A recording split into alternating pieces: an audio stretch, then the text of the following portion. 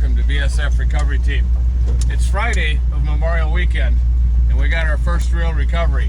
Apparently we got a Jeep on the Yellow Rock Trail here with a broken rear axle. So we're gonna go in and get it. And are we going up that? No, we got a little bit easier way to go. We had an easier access trail to get up on top of the rocks in the Yellow Rock Run. And even though we didn't have to climb any big rock ledges, if you watch close, you can see it's a pretty tight trail, especially for a dually wrecker.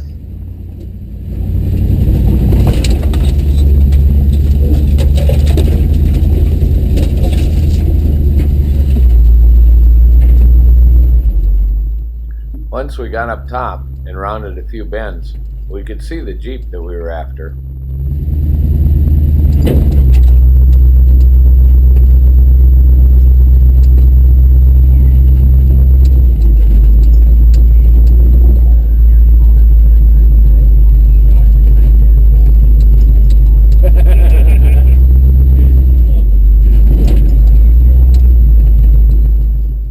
Because the Jeep had a passenger side broken rear axle shaft, it was kind of obvious that we were going to have to turn around the wrecker and back right up to it. And because this yellow trail is so tight, that was going to be a little bit of a challenge all in itself. Even though it's private property, we took our care and tried not to damage too much vegetation.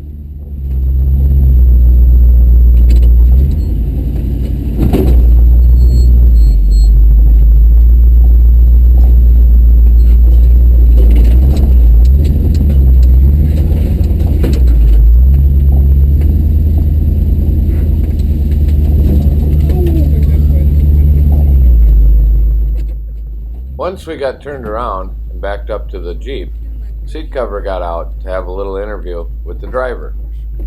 Marty. So why'd you break? Rear axle. How'd you do that? Going up, hopped up, came down and snapped. Ooh. You hopped?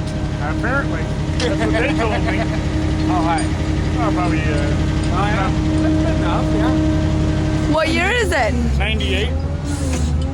Can you tell me a little bit about it? Daily driver. It's been, first year came out 4 years ago, was bone stock, and every year we keep making little upgrades. Last year, my friend Corey came up here and he broke in pretty much the same spot, same axle. Now I turned it, my turn. What's under the hood? Just a little 4-cylinder. We just put a new motor in about 3 weeks ago. So broke a piston screw and decided that we needed a new motor. What size tires? 33-inch KM2s. Well, I gotta check out your damage. In case you're unfamiliar, when you break a C-clip axle shaft, there's nothing left to hold the wheel or the axle shaft into the housing. So this is what happens. And unless you're prepared to repair it right out there on the trail, it's very hard to move the vehicle very far without any further damage. That is, of course, unless there's an off-road wrecker around. You don't clear the brake line if you... No, you got the e-brake.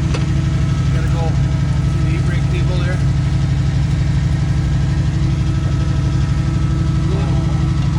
There you go.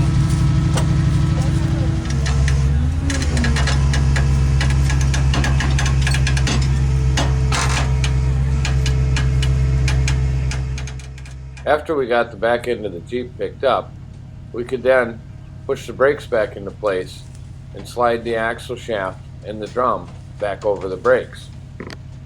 That way, if I needed the driver to apply the brakes in the Jeep for any reason, he could do so without blowing the wheel cylinder on the right rear corner.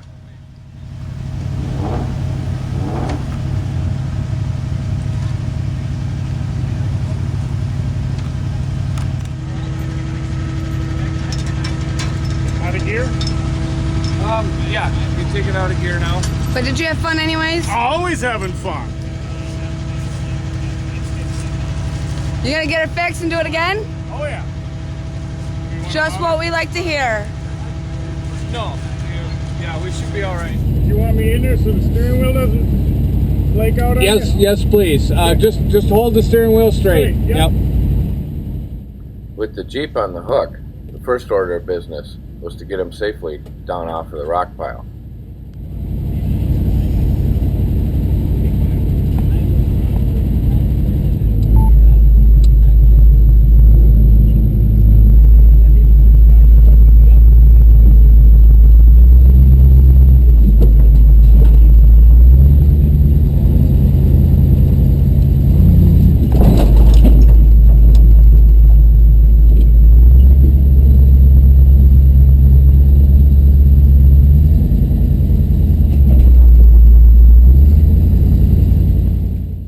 But without much room to maneuver, that put the front end of the wrecker right back into the trees. So I got out of the wrecker and walked back to take a look and see just how much room we had to maneuver. I wanted to head out of the trail the same way we came in.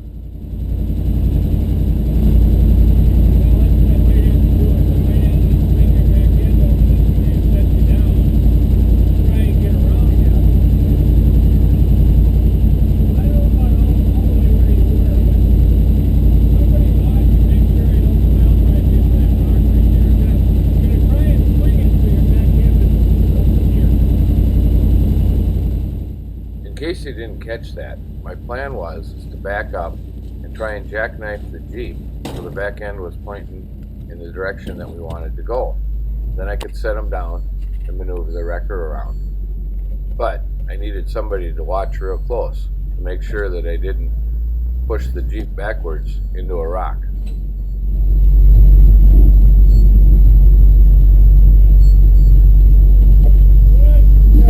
Good.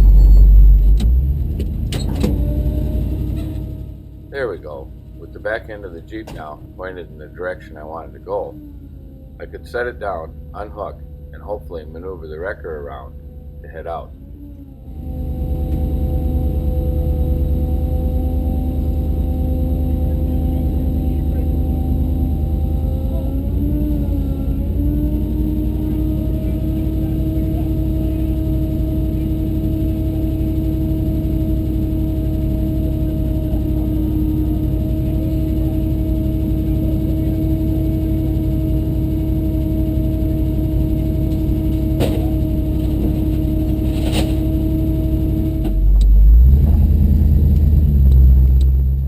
The wide angle on that GoPro camera makes it look like I have a lot more room than I really do. You're gonna be hitting a rock or a couple of rocks. You're gonna hit a great big one on your side.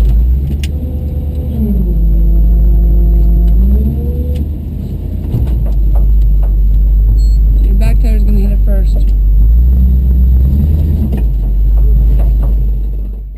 Yeah, there we go. Now I think I have enough room to get the front end of the wrecker around that tree.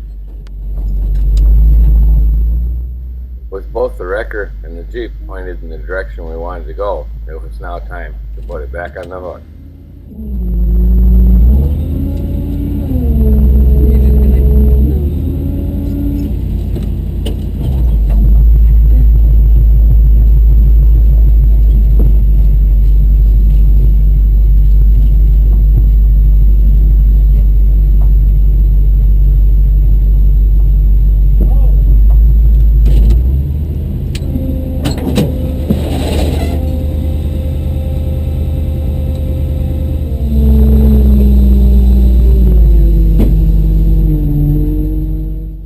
With the Jeep back on the hook and everything pointed in the right direction, it was now time to head out the way we came in.